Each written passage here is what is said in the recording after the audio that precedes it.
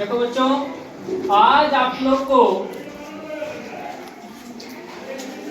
सर्वनाम को लिंग में शामिल करके बताने जा रहे हैं।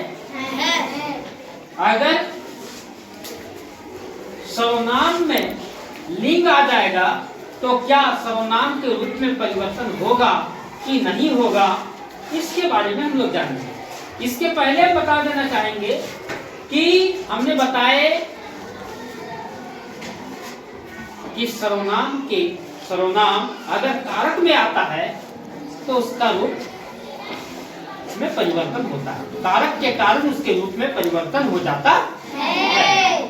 जैसे बोले मैं, हम, उसमें हो जाएगा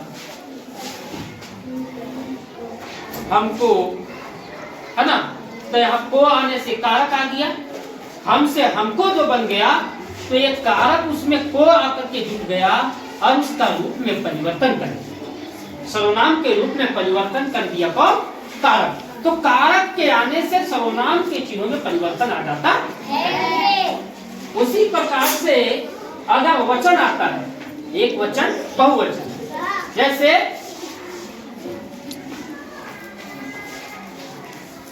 सर्वनाम में जब एक है, जैसे बोले हम, सर्वनाम बोले हम, वो हो गया एक वचन, और जब बोल दिए हम लोग तो हो गया बहुवचन।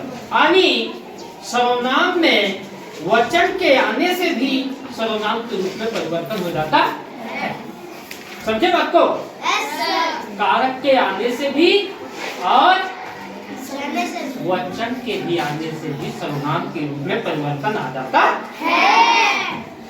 लेकिन जब लिंग आए सर्वनाम में तो लिंग के कारण सर्वनाम के रूप में कोई परिवर्तन नहीं होता। हम इसमें एग्जाम्पल से भी देखेंगे, उदाहरण से भी देखेंगे, तो हमें पता होगा या पता चल जाएगा कि लिंग के कारण सर्वनाम के रूप में कोई परिवर्तन नहीं।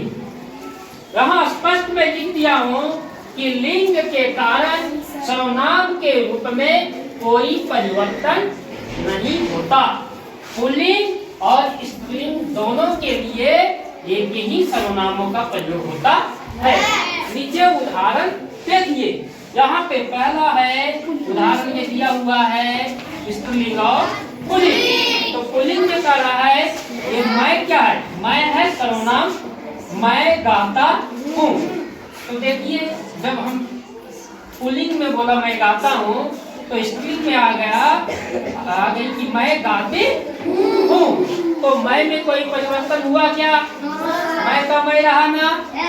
लेकिन लिंग आने के कारण सर्वनाम में कोई परिवर्तन आया क्या? नहीं ना आया। तो वही चीज तो मैं बता रहा हूँ कि सर्वनाम में लिंग आने से सर्वनाम का रूप में कोई परिवर्तन नहीं होता है।